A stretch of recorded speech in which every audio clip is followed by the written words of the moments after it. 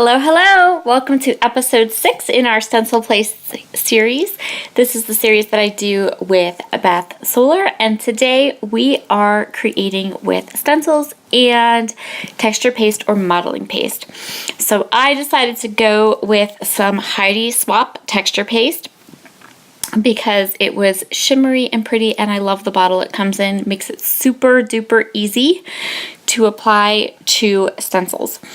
So this is just white Heidi Swap texture paste. When it dries, it has a little bit of a shimmer to it, and you can just put it right there on a credit card or not a credit card, a gift card or a store card, or something you're not going to use anymore, and just spread it all around.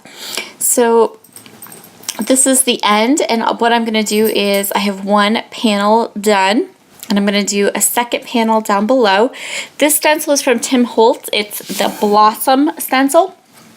I love Tim Holtz stencils. I think that they work really well, and they are just so unique and kind of detailed, and this is one of my absolute favorite ones. So for the bottom part of this, what I'm going to do is I'm taking, the leftover texture paste that I scraped off of the top of my stencil before I pulled off the top one, and I'm just creating another line of stenciling. So there is a little smushy area in the middle where the stencils met, and I don't really care about that. It's totally fine. I think at the end it's not something your eye immediately goes to or something that you really notice right away.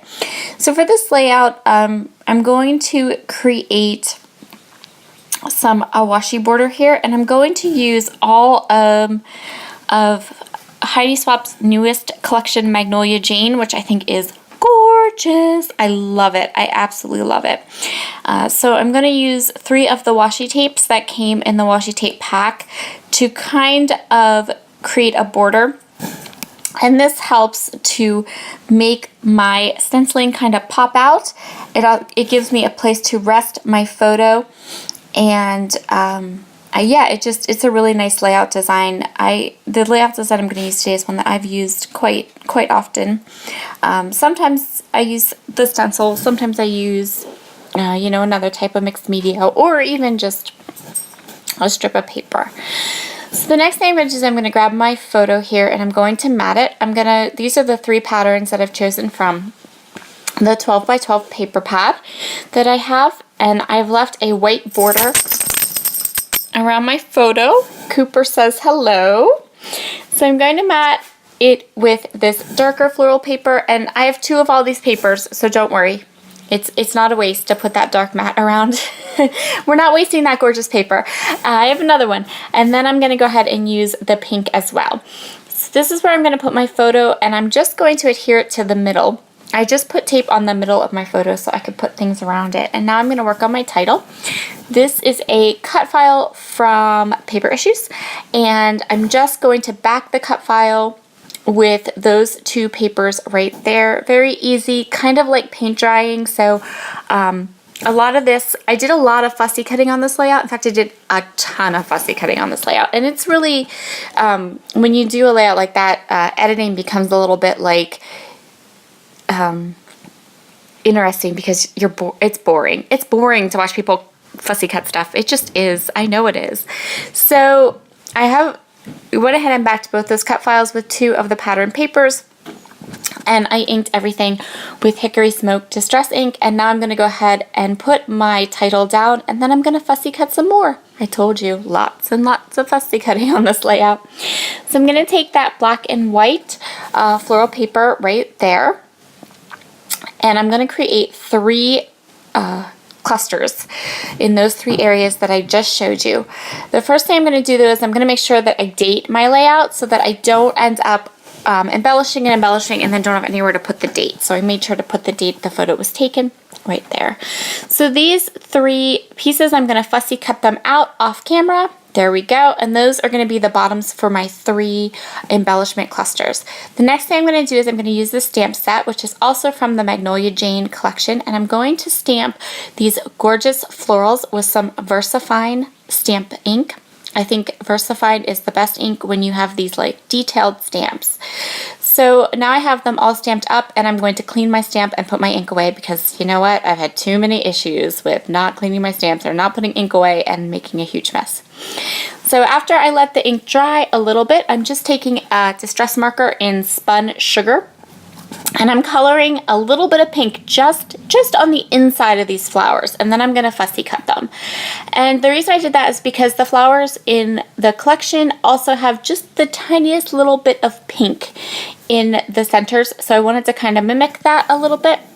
And I do love how these turn out. I almost wish that I had stamped them on cream colored cardstock, and I might do that again for another layout. I chose white because I had used a white background, but I was when I was all done, I was kind of thinking maybe I should have used cream, but maybe we'll try that again next time. And in the end, I love how this layout turns out, so I guess it was fine and it all worked.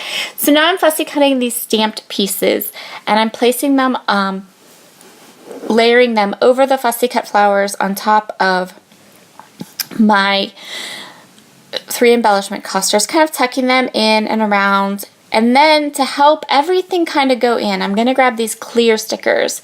So some of them are going to go right on the page, like that authentic one and this bliss one, and some of the florals are going to go straight onto the white cardstock because there was no reason to back them. But then some of them I am going to back with some white cardstock and then fussy cut them out. See, I did warn you about all the fussy cutting on this layout.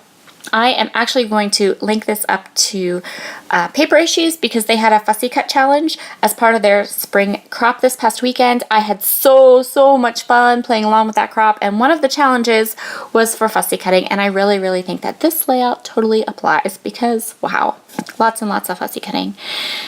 And my head was in the way for just a bunch of this video, and who wants to see my fuzzy, messy bun head? So I'm just going to continue to do this. I'm taking some of this clear stickers, I'm putting them on to white cardstock and adding them to my layout. The cameras both got pop dots, and I'm going to do this camera and then one little cluster of flowers down below that camera.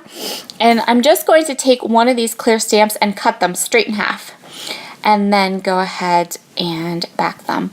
So the only part of this collection that I can't find anywhere is the ephemera pack, and I really want it. So if any of you guys can hook me up with the ephemera pack, leave me a link to below if you know of anywhere that has it in stock.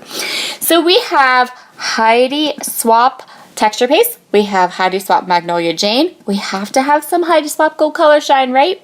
So these little sprinkles of Gold Color Shine will be the last little perfect finishing touch for my layout. Thank you so much for joining me today for Stencil Play. Be sure to head over and check out Beth's layout as well. She used gorgeous white on white modeling paste for her layout, and we'll see you again next week. Bye!